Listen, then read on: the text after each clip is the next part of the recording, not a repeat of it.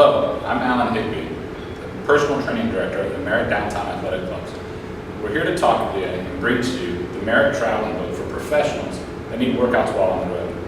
We're initially going to start today with just a little introduction on myself, tell you about my experience as a traveling trainer, and realize that you have a lot of muscle imbalances and progression you can do while on the road. So essentially, what we're going to start off with is the warm-up, just majorly hitting the 4 primary muscle movement groups. Then we're going to go into a few different workouts that are going to help you achieve the results while on the road. So without further ado, we'll bring you, the 4 warm-up movements. The first one I'm going to review with you is actually stretching out your back. So what we'll do initially is we're kind of just doing some arm swings, and what we call this is the big hug. So you're coming back and forth and you're swinging back. And you want to really try to get as far as you can and essentially, snap your back. What that's working is your back area, and it's helping you get loose from actually sitting in an airplane or a car for a long duration of time. Now if we just go into the classic hamstring stretch, you can do this while on the floor or standing, but you're going to keep a stiff leg, reach down, and you're going to touch your toes.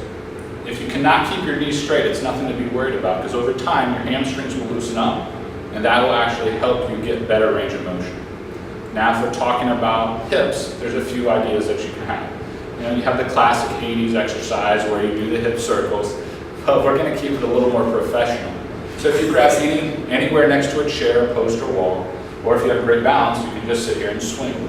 This is really going to help your hip mobility. Over-exaggerate your swings. Allow yourself to really get in a rhythm, and you're going to find that everything through your hip is going to loosen up.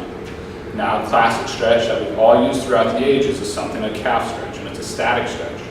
In that sense, we're going to just use the wall, and we're going to point away from it. We're going to try to drive our heel to the ground, and we're going to hold this stretch for about 45 seconds. This is really going to help you get a nice release in your calf. If you've been patting your foot on the accelerator or you've been stuck in an airplane with flat feet, that'll help release some of that muscle tension.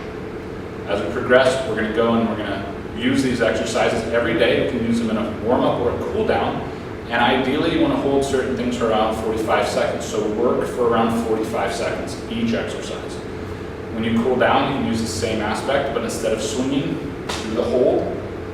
And that will help you actually get a nice relaxation